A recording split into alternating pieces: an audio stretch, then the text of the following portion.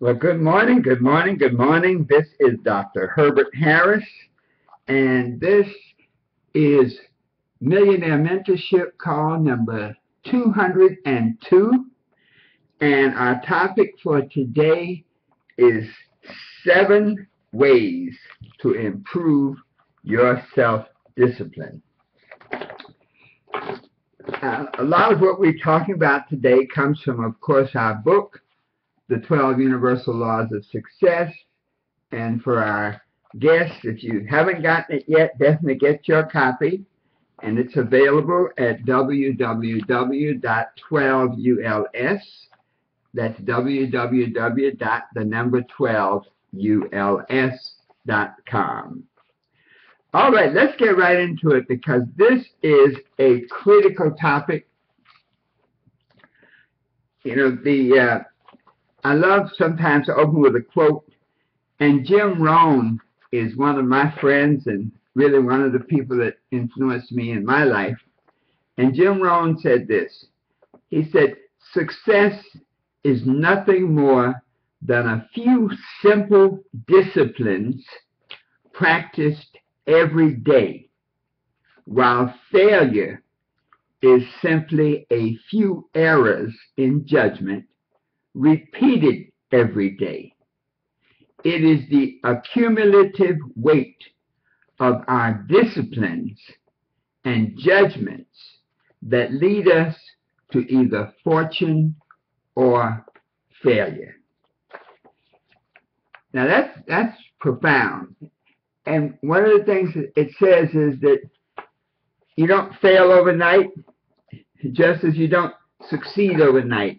That it's a cumulative effect. It's a cumulative process wherein I guess the thought is that we actually put ourselves in a position where our day-to-day activities over a space of time determines our level of success. We've been going along a progression, and we're now at what's called the 6-month portion of our year. And we've been talking a bit about the GPS. We have a success GPS inside us. And when we go off course, that GPS says recalculating.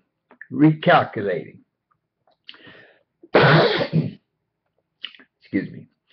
So now we find ourselves at that point where we've looked at our focus.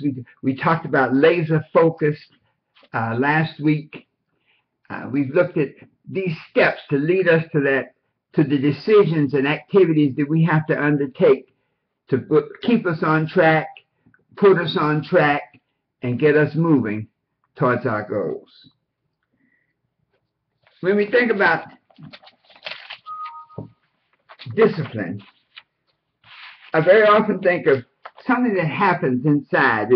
It says, once you begin your success journey, there appears to be a negative part of us that works against the positive things that we attempt to do. It is a part of us that is in disharmony with the positive part of us that pursues our goals, our visions, our purpose. And this negative part of us almost functions as a saboteur, as one who undermines all of our good endeavors. And you often wonder, well, why does that happen? And I think it's a part of the harmonic nature of the universe, the yin, yang, the positive, the negative, the day, the night, that this negative mind is there to literally create the tension to strengthen our positive mind. The tools of this negative mind, this saboteur, are things like distractions, discouragement, distrust, doubt, indecision, procrastination, apathy, arrogance is a big one, low self-esteem. And this saboteur, though, can be neutralized by constantly focusing your attention, your actions, your feelings on your goals, your vision, and your purpose. We always say, you know, look at your why. What are your goals? Whenever you go off track, to refocus on your goals as a frame of reference to get you back on track. To focus our attention requires, in our actions and our thoughts and our feelings especially, requires self-discipline, self-control. And so to have self-discipline means that you have taken possession of your mind in such strength or degree that your emotions, your instincts, your body are under your control. Self-discipline is control from within. Our self-discipline begins with our thoughts. If we cannot control our thoughts, we cannot control our actions, we cannot control our emotions. When we have control over our thoughts, then we can never be mastered by anybody. You will always be able to take possession of whatever you're entitled to or deserve, all by our thinking. Earl Nightingale says you become what you think about most of the time. So it all begins with thought. If I were asked, what is the number one detriment to self-discipline, I would have to say the emotion of anger. Anger is the enemy of self-discipline. One of the main causes of loss of focus is the emotion of anger. When someone makes you angry, they've literally taken control of your mind, of your body, of everything, of your life. Being angry means that somebody else is pulling your strings. And so for our listeners who are working on their success journey, have you gotten lately angry? Have you gotten angry lately? Has anything upset you to the point where you had to deviate from the path to go and express, you might say, a negative emotion? If you give in to the feelings of anger and the thoughts of anger, we will fail. So, step number one is to don't be angry. Just refuse to be angry. You know, it's very difficult to be angry with a smile on your face. If you look at many, and I would say most of the really outrageously successful people, they have this feeling of, man, boy, they're happy and everything is going good. Well, you can create that so that whenever a situation arises that makes you angry, you just smile. And I like to say, ain't it great? Fantastic. You know, when people bring me negativity, I love to say, oh, ain't it great? Fantastic. Sometimes when people bring things into your space that can make you angry and thus pull you off your course and make you lose focus, you have to say, that's not for me. It's almost like your protective shield. To be in control, to demonstrate self-discipline, you must always be positive. I would recommend this, that for the remainder of this year, that we all stay as far away from all negativity as possible and watch the changes that it brings about.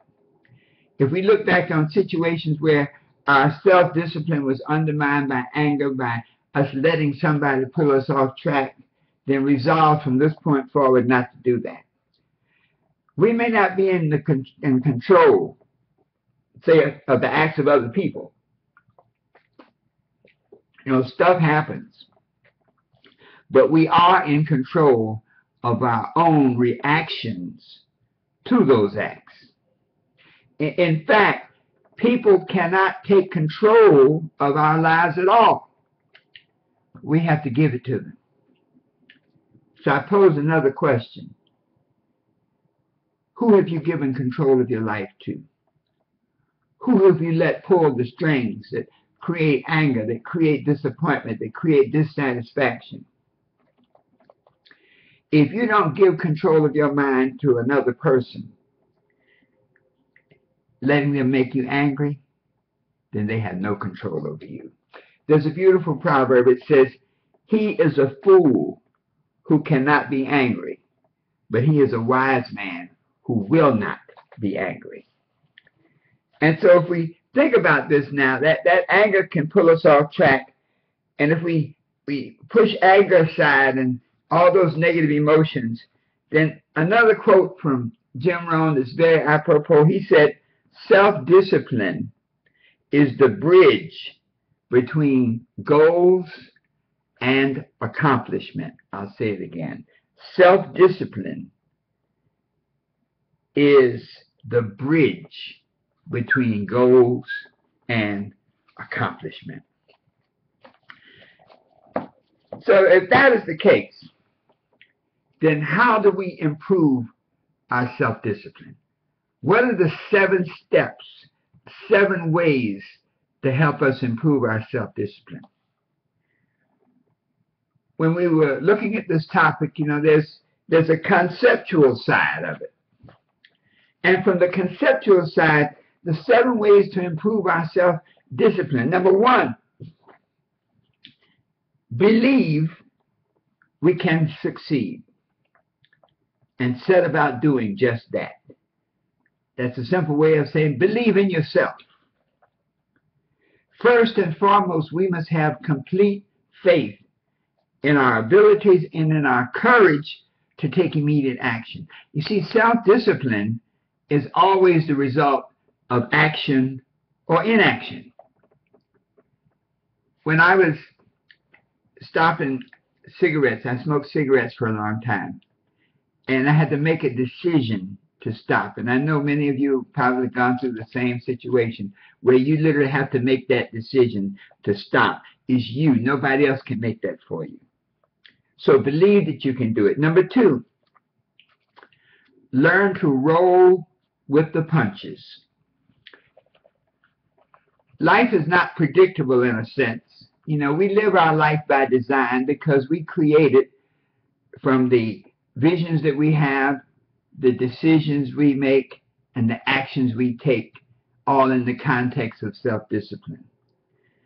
But there will be pressures, there will be challenges, so don't give in to these challenges, these pressures. Don't sweat the small stuff. If you focus on the big things, the little things will take care of themselves. Sometimes we spend dollar time on penny jobs. And if you look at a job and you say, if I complete this, does this move me closer to my goal? No, it does not. Then leave it alone. The third key to improving your self-discipline is to get busy. Self-discipline is an action concept. You don't sit back and think about self-discipline. You have to take action and do self-discipline. So get busy achieving your goals. There's a great speech by A.L. Williams, and it says, just do it.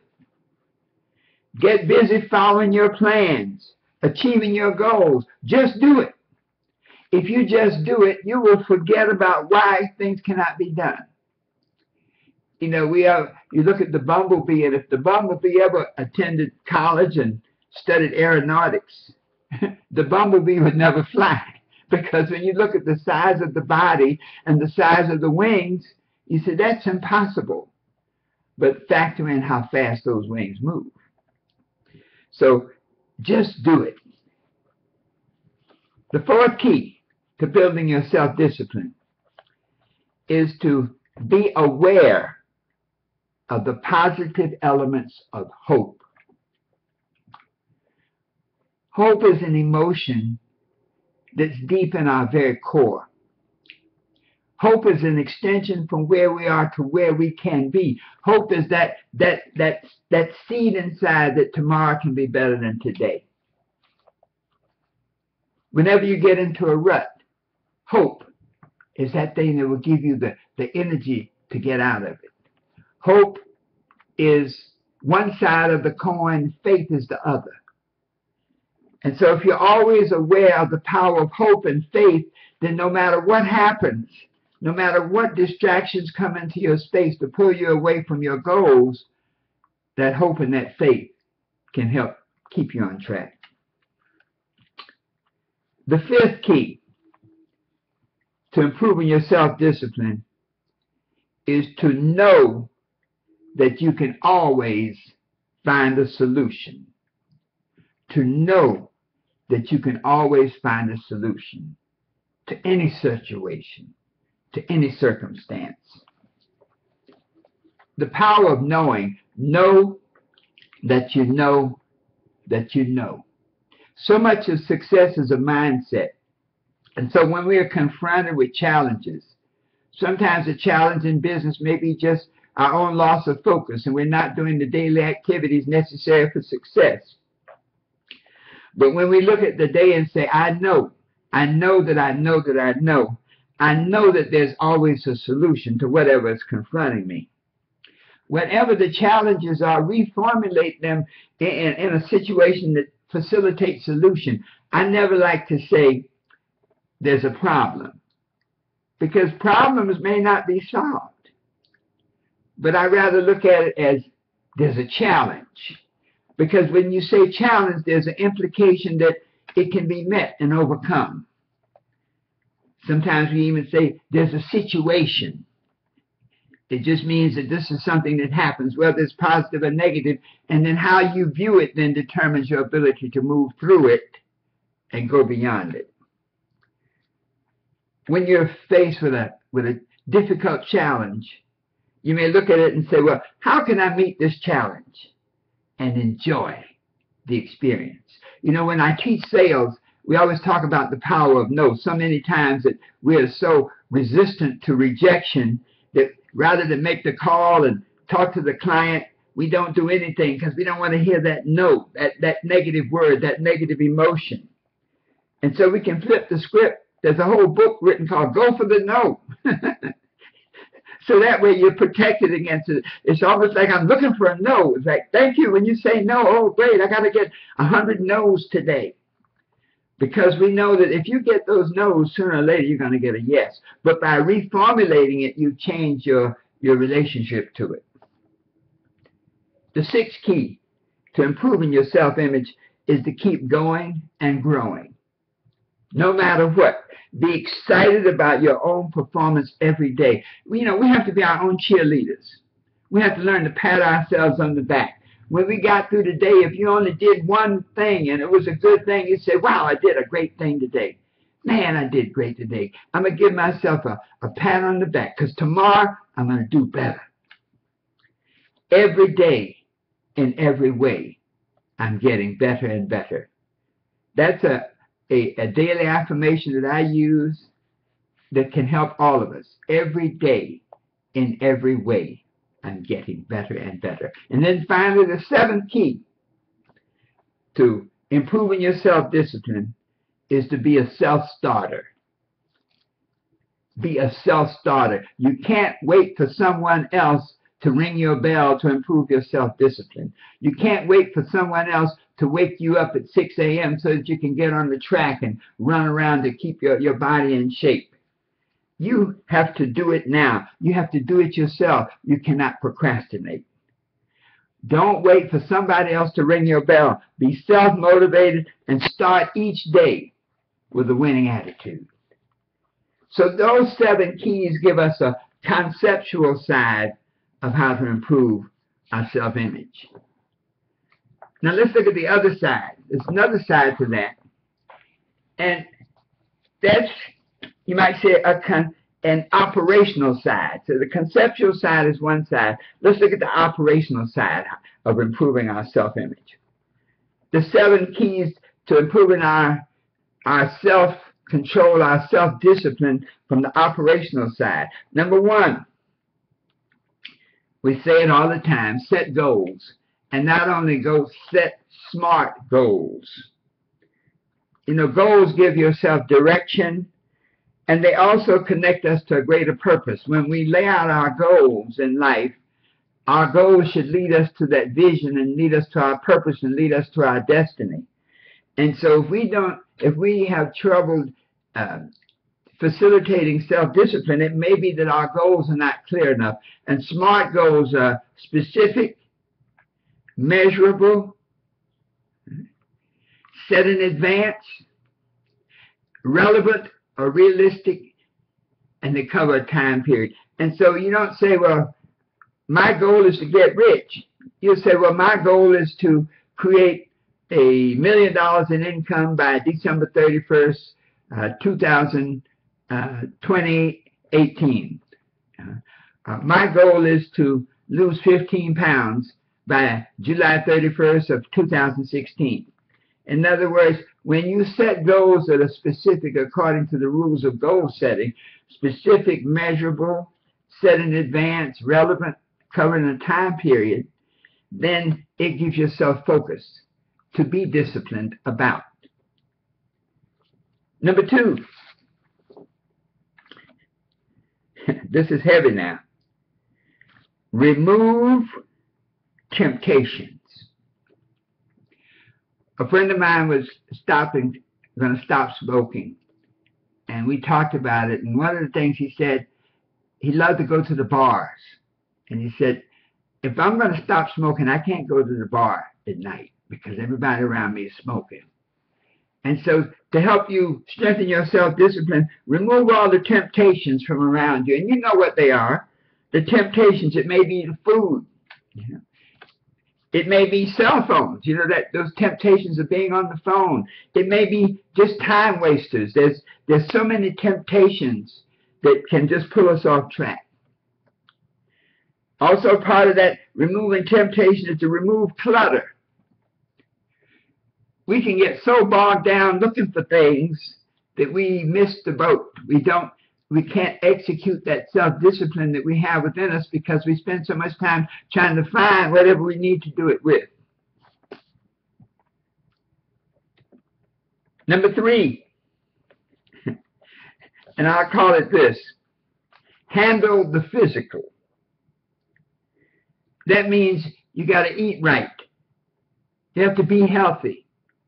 You have to exercise. Believe me, if your health is not in order, self-discipline is challenging.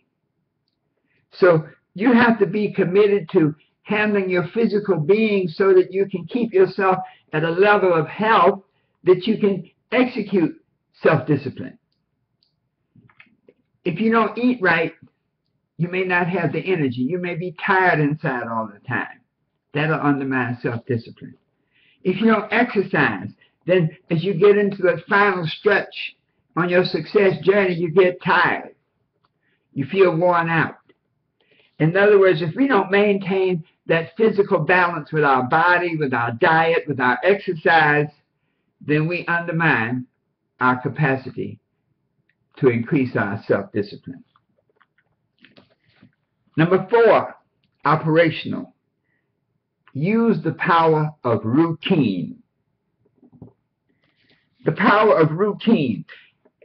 There's a distinction I want to share. There's a difference between habits and decision, and I mean, it's such a fundamental difference. It's actually, it's something that takes place in our minds.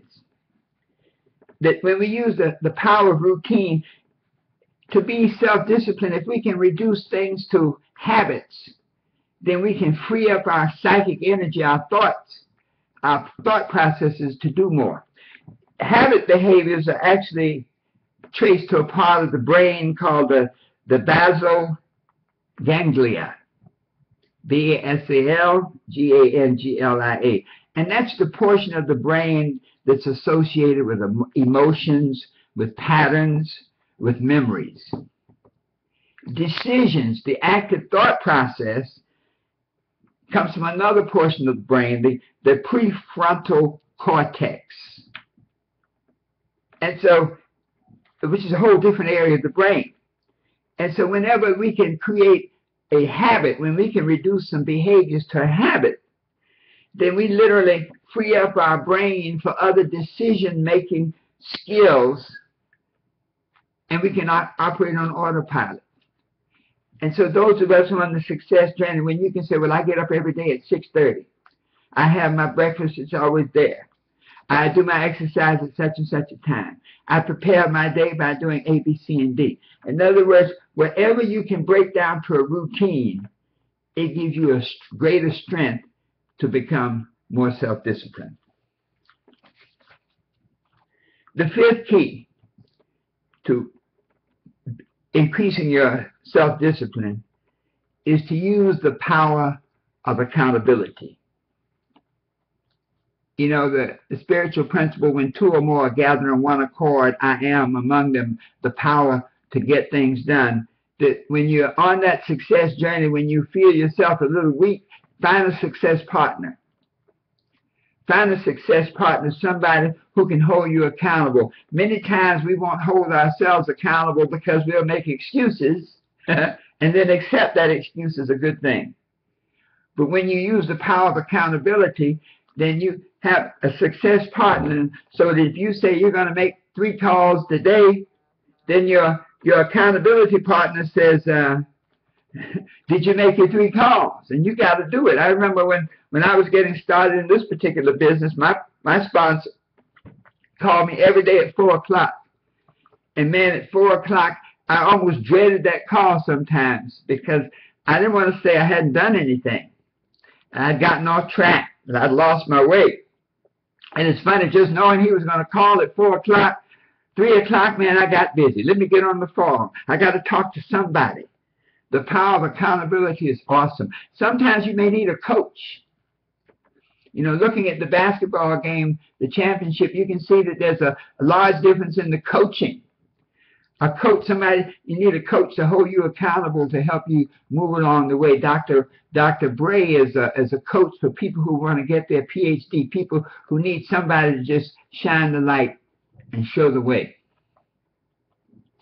The 6th operational key to building your self-discipline is to create urgency. You have to task yourself.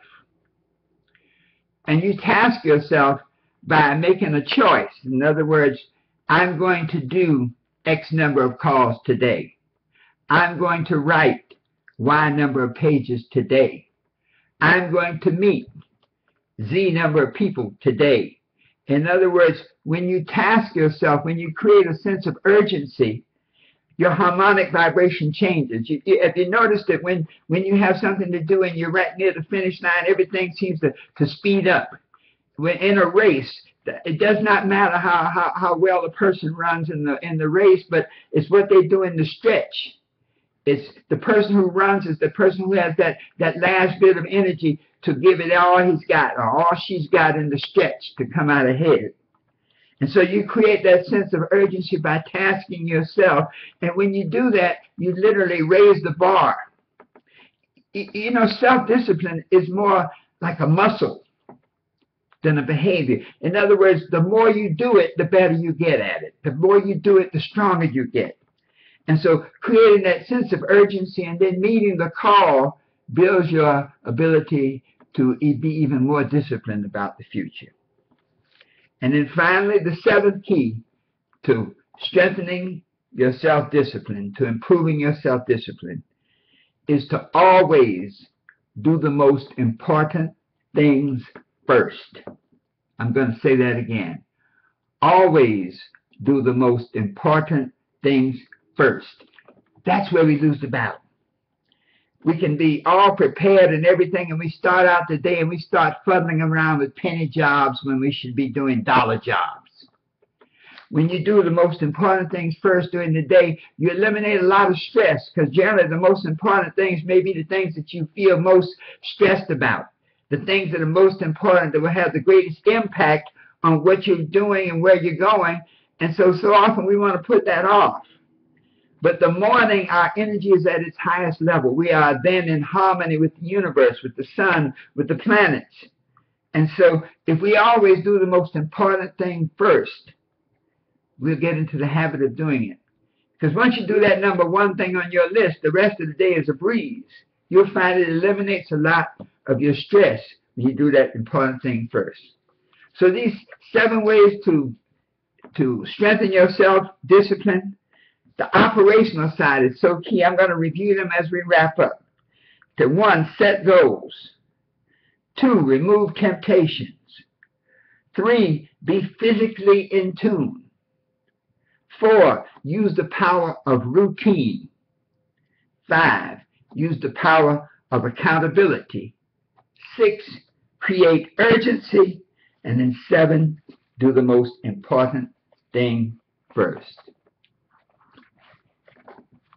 You know, we enjoy training and doing these classes every day. And what we find is that when you have self-discipline, discipline from outside is unnecessary. You are the captain of your ship. You are your own boss.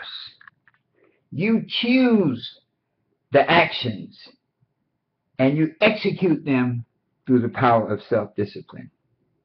When you do that, then you can be guided to get the job done, to create the vision that you have in your mind, and to realize all of your desires.